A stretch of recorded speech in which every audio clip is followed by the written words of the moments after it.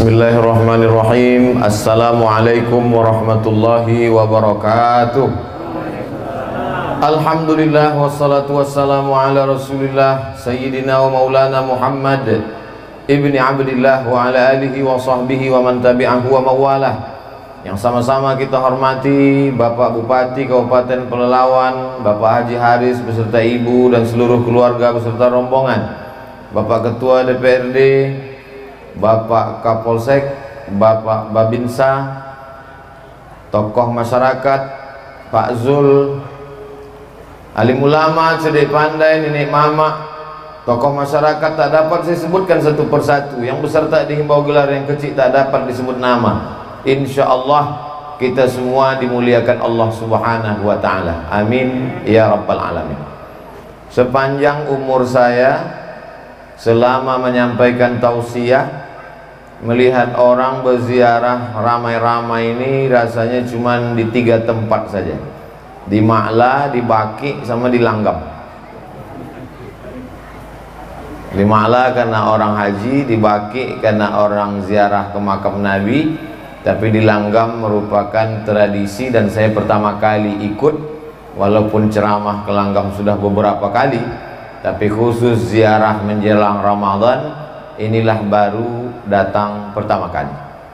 Pada kesempatan ini ada 10 poin yang ingin saya sampaikan supaya mudah kita dan anak cucu mengingatnya. Poin yang pertama, kuntu nahaitukum an ziyaratil kubur. Dulu aku melarang kamu ziarah kubur, kata Nabi. Dulu zaman awal-awal Islam dilarang berziarah kubur, karena waktu itu orang ziarah kubur hanya untuk sombong menyombong. Hai fulan bin fulan yang perang tak pernah luka, hai fulan bin fulan yang kaya raya, hai fulan yang fulan banyak harta banyak kuasa. Itulah yang disindir Allah dalam surat Alhaakumut Takatsur. Kamu sombong menyombong hatta zurtumul maqabir, sampai di kubur pun kamu tetap juga sombong menyombong. Tapi kemudian ketika ziarah kubur, turiqul qulub, melembutkan hati, tudmi'ul ain, kalau sudah hati lembut meneteskan air mata, tazkiratan lil maut, mengingatkan kepada mati, maka hadis yang melarang ziarah kubur itu hukumnya mansuh. Mansuh artinya terhapus. Maka kata Nabi, fazuruha, silahkanlah kamu berziarah kubur. Maka Nabi SAW menziarahi kubur ibunya Aminah, dan dia dibawa oleh Aminah menziarahi kuburnya ayahnya Abdullah. Dan Nabi beberapa hari menjelang sebelum meninggal dunia berziarah ke makam sahabat syuhada Uhud. Kalau kita ke Masjid Nabawi terus berjalan ke belakang sampailah di Uhud, Nabi berziarah ke Uhud beberapa hari menjelang menghadap Allah Subhanahu wa Ta'ala, seolah-olah dia mengucapkan selamat tinggal kepada orang-orang yang ada di Uhud. Jadi tentang masalah ziarah kubur tak ada ikhtilaf di antara ulama. Kita boleh berselisih pendapat kalau pada masalah itu ada ikhtilaf. Boleh kata Maliki, tak boleh kata Hambali. Boleh kata Syafi'i, tak boleh kata Hanafi. Adapun tentang ziarah kubur, maka hadis qauli, hadis fi'li. Hadis qauli, fazuruha, ziarah kuburlah kamu. Hadis fi'li, perbuatan Nabi Muhammad SAW. Maka tak ada yang bisa mengelak daripada berbuat perbuatan ziarah kubur, karena dua-dua dalil menunjukkan tentang disunnahkannya berziarah ke makam orang-orang beriman. Ini poin yang pertama. Poin yang kedua, Nabi SAW tidak menyebutkan waktu tertentu, tak menyebutkan batas tertentu. Maka ini pernah ditanyakan kepada ulama Al-Azhar namanya Syekh Atiyah Saqar. Beliau menjawabnya dalam kitab Fatawa Al-Azhar. Syekh, apa hukumnya berziarah pada waktu tertentu menjelang Ramadan, pagi Idul Fitri? Maka kata Syekh Atiyah Saqar, berziarah kubur itu hukumnya umum, maka berlakulah hukum umum. Jadi orang berziarah terserah dia, mau pagi, mau petang, mau siang, mau malam, mau menjelang Ramadan, mau di bulan Ramadan, mau menjelang Idul Fitri, mau di pagi Idul Fitri, maka silakan ziarah. Adapun hadis yang melarang, la'anallahu zuwaratil kubur, Allah melaknat perempuan yang berziarah kubur. Bunyi kalimatnya, Allah melaknat zuwaratil kubur, perempuan yang ziarah kubur. Maka sesungguhnya di situ ada kronologisnya. Ada seorang perempuan, anaknya meninggal, lalu dia ziarah pagi, ziarah petang, ziarah siang, ziarah malam untuk mempersedih-sedih diri. Ada seorang perempuan yang suaminya meninggal, diziarahinya tiap hari hanya untuk membuat dirinya semakin berduka, semakin bersedih, lalu kemudian niyahah meratap. Maka Nabi mengatakan, la'anallahu zuwaratil kubur, Allah melaknat mereka yang selalu ziarah kubur hanya untuk mempersedih-sedih diri. Adapun berziarah kubur untuk mengambil pelajaran, maka sesungguhnya kita amat sangat dianjurkan. Waktunya tidak terikat dengan apapun, maka bebas kapan saja. Hari baik, bulan mulia. Poin yang ketiga, adapun berziarah kubur menjelang Ramadan, maka sesungguhnya bulan mulia ini mesti disambut dengan kesucian hati. Disucikan hati dengan berzikir, tadi sudah. Disucikan hati dengan tabligh akbar pengajian selepas subuh, tadi sudah. Maka disucikan hati dengan mengingat mati. Wa kafa bil mauti wa'iza, cukuplah kematian itu sebagai nasihat. Ada nasihat yang berbunyi menggelegar, khutbah hari Jumat. Ada nasihat yang disampaikan alim ulama dalam bentuk nasihat. Ada nasihat yang tak berbunyi, yang tak bersuara. Ada nasihat yang tak berkata-kata. Nasihat bukan yang dituliskan tinta pena di atas kertas. Nasihat yang tidak bersuara, tak berhuruf. Nasihat itu diam. Nasihat itu adalah kematian.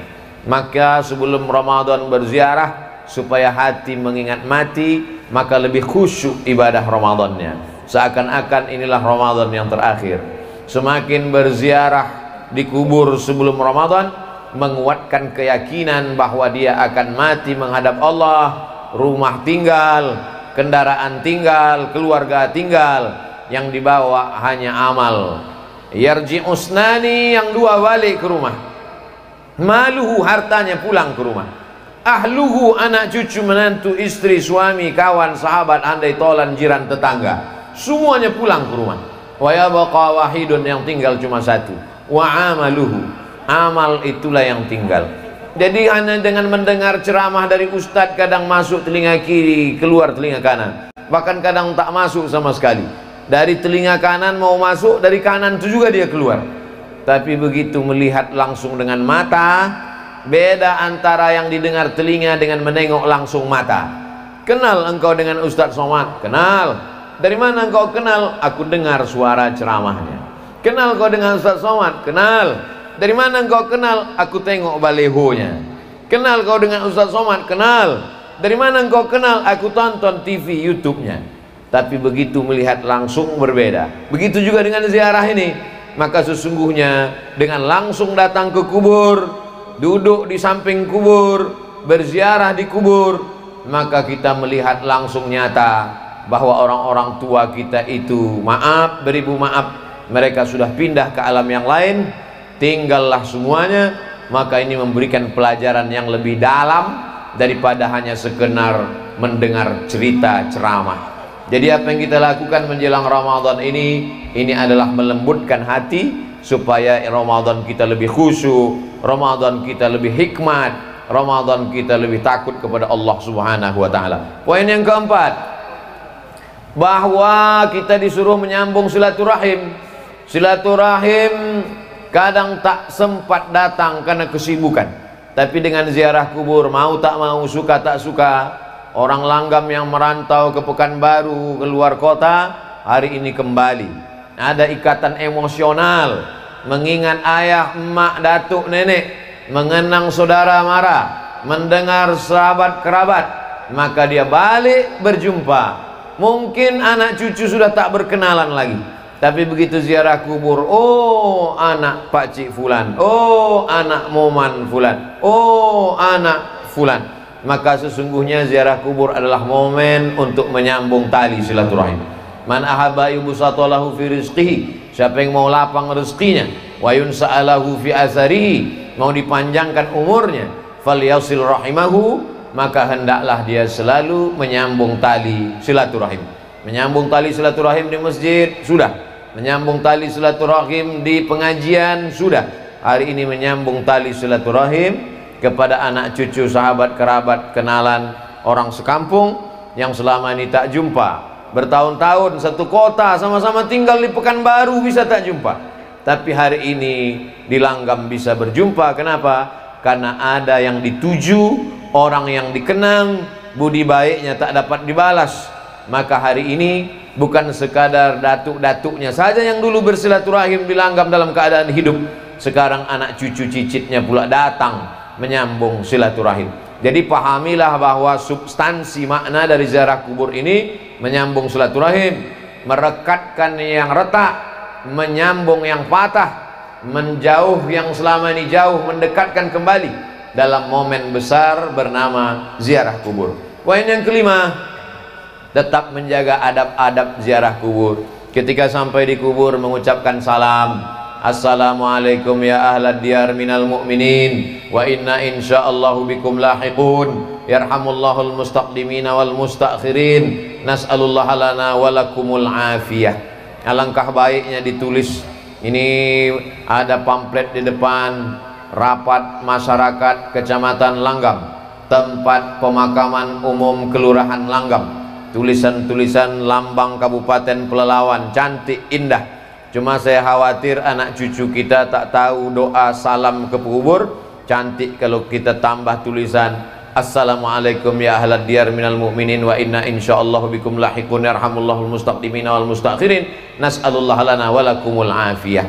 Rupanya tak ditulis karena orang Langgam sudah hafal semuanya. Ustaz Somad aja yang merasa tak hafal karena sesuatu yang dibuat anak cucu cicit melihat, mereka ambil gambar, mereka share ke kawan sahabat, menjadi amal jariah. Man sanna fil islami sunnatan hasanatan, siapa yang membuat tradisi yang baik, falahu ajruha, dia dapat pahalanya, wa ajru man amila biha, anak cucu cicit yang melakukannya mengalir pahalanya. Siapalah agaknya orang Langgam yang punya ide dulu di awal-awal, dimulai pagi mandi bersih-bersih belimau di tepi sungai, selepas itu mengajak sahabat, kerabat, tetangga berziarah, dilanjutkan anaknya, dilanjutkan cucunya, meninggal dia, mengalir pahalanya karena tradisi yang baik-baik. Siapa pula lah agaknya yang mengajarkan anak cucu tradisi tak baik?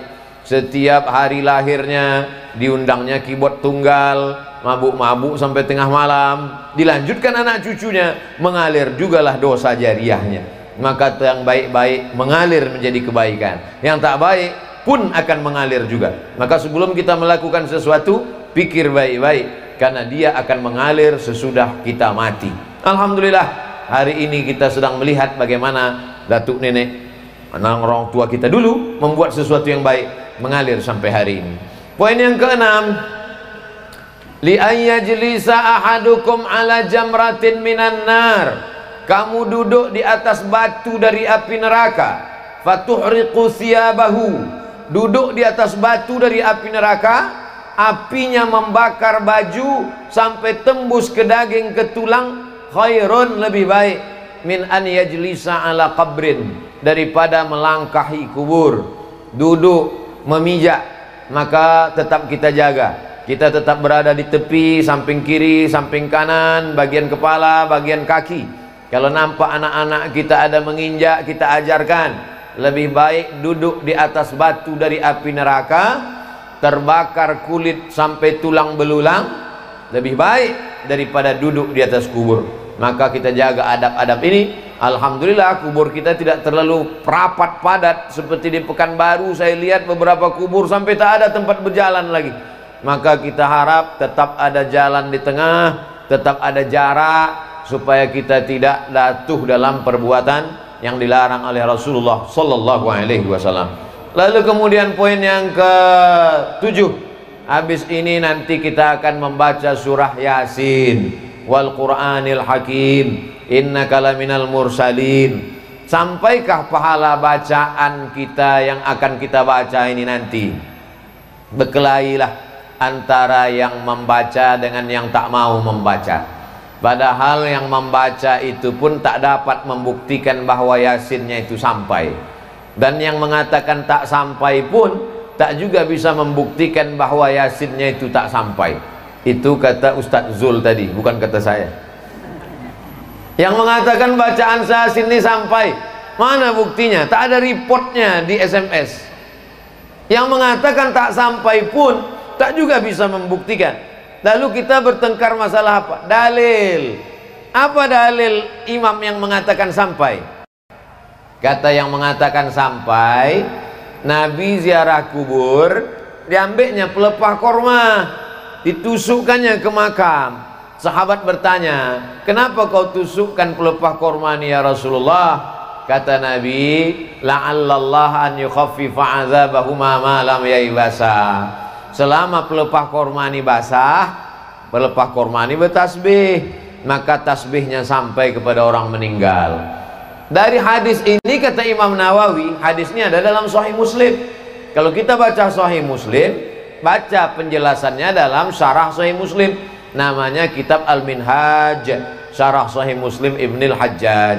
Kata Imam Nawawi, kalau tasbih pelepah korma sampai, maka bacaan Quran orang beriman lebih utama, lebih sampai.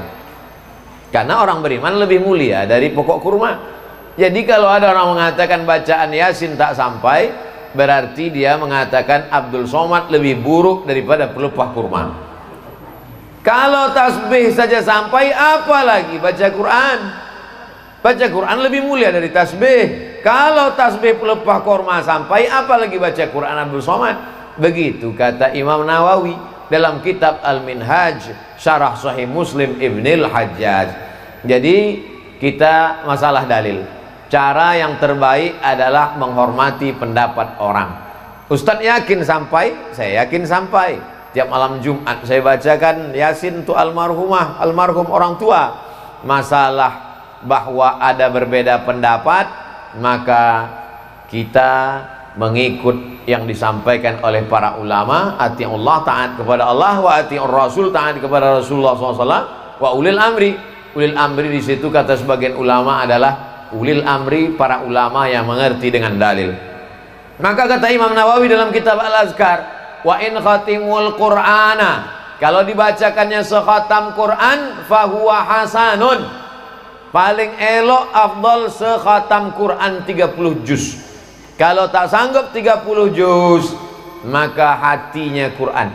Likulli syai'in qalbun, segala sesuatu punya hati. Wa qalbul Quran Yasin, hatinya Al-Quran adalah Yasin. Itulah maka dipilih nanti Ustadz Somad, tausiahnya hanya 30 menit saja. Habis itu nanti kita akan baca Yasin wal Quranil Hakim. Tak sanggup juga baca Yasin, bagi yang hari ini datang terlambat, mau cepat balik ke Pekanbaru, bacakan Ummul Quran Al-Fatihah. Paling afdal sekhatam Quran. Nanti bulan Ramadan tiap malam 1 juz, 1 hari 1 juz. Habis sholat zuhur 2 lembar, habis asar 2 lembar, habis maghrib 2 lembar, habis isya 2 lembar, habis tahajud 2 lembar. 10 lembar 1 malam, 1 juz, 1 bulan khatam. Sesudah itu hadiahkan pahalanya. Allahumma awsil thawaba ma qara'tuhu. Tak bisa pakai bahasa Arab, bahasa Indonesia. Sampaikanlah pahala bacaan Quranku sekhatam. Tak sanggup sekhatam, baca hatinya Quran Yasin. Tak sanggup juga Yasin, paling pendek Al-Fatihah. Fatihah pun tak sanggup juga, hati-hati. Apa yang kita lakukan pada orang tua kita, itu yang akan dilakukan anak kita untuk kita. Apa yang kita lakukan hari ini, dilanjutkan oleh anak cucu kita. Orang yang tak mau mengirim, dikhawatirkan nanti setelah dia mati, anak cucunya pun tak juga akan mengenang dia sebagai balasan. Nauzubillah. Poin yang ke-9, bahwa orang tua yang sudah meninggal itu macam orang hanyut di sungai. Orang yang hanyut itu semua dia pegang. Rumput yang lapuk pun ditarik. Orang yang hanyut itu semua dia tarik. Galah yang patah pun dia tarik. Begitulah mereka menunggu doa-doa dari anak-anak cucu mereka. Ustadz Abdul Somad kemari kan tak ada keluarga yang punya hubungan nasab di Langgam. Apa sampai doa Ustadz Somad nanti ketika mendoakan datuk nenek keluarga kami yang ada di Langgam? Sampai. Mana dalilnya? Aisyah ketika ziarah ke makam Baqi di Madinah, kata Nabi, doakan mereka Aisyah, assalamualaikum ya ahlad diyar, keselamatan untuk kalian wahai penghuni kubur. Padahal Aisyah tak punya hubungan dengan mereka yang ada di Madinah. Itulah dalil menunjukkan bahwa doa sesama orang beriman sampai. Adapun orang mengatakan yang sampai hanya 3 saja. Shadaqatun jariyah, sedekah jariyah. Wa ilmun yuntafa'u bi, ilmu yang bermanfaat. Waladun solihun, anak yang soleh.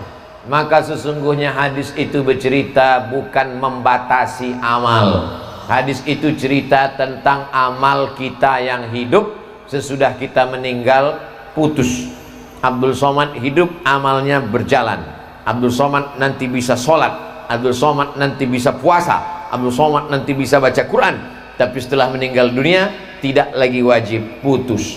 Tapi ada amal yang tetap mengalir.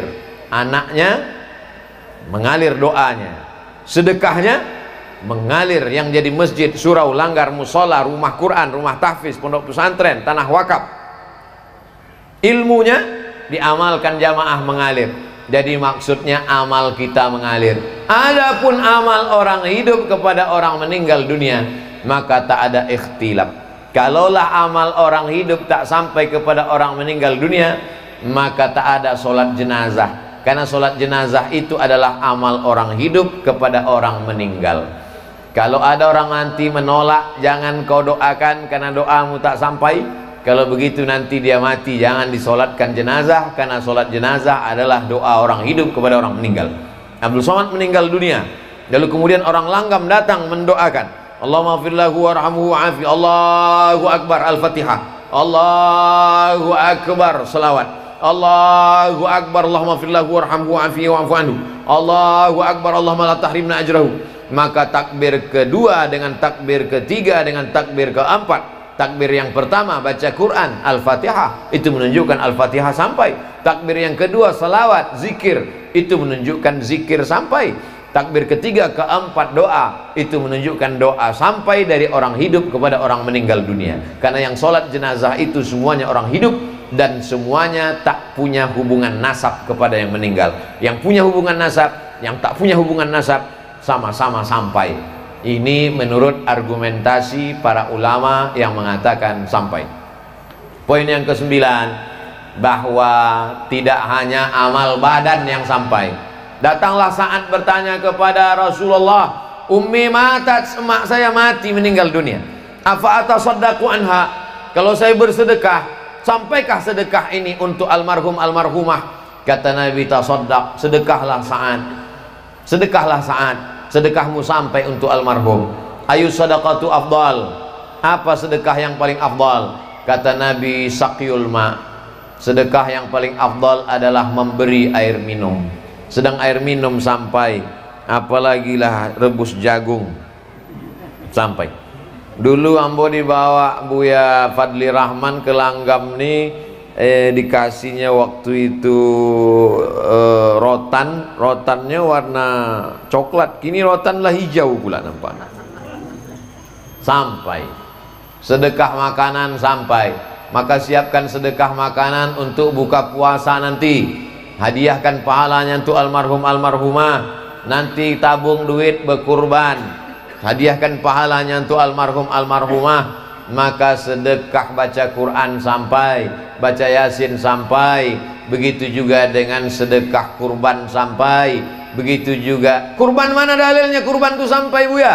Nabi mengatakan waktu menyembelih, Allahumma haza an Muhammad wa ali Muhammad, kupotong kurban ini untuk Muhammad dan untuk keluarga Muhammad. Itu menunjukkan kurban pun sampai. Sedekah makanan, air minum, mana dalilnya sampai? Hadis Sa'ad, kata Nabi, tasaddaq, sedekahlah saat, sedekahmu sampai kepada almarhumah ibumu. Yang paling afdal saqyul ma, memberikan air minum. Air minum satu botol habis 600 ml, tapi ada air minum yang tak habis-habis. Apa dia? Itulah tadi peresmian toilet kamar mandi. Ustaz Somad sebelum ziarah dipersilakan singgah dulu. Kata saya, wudhu saya belum batal lagi.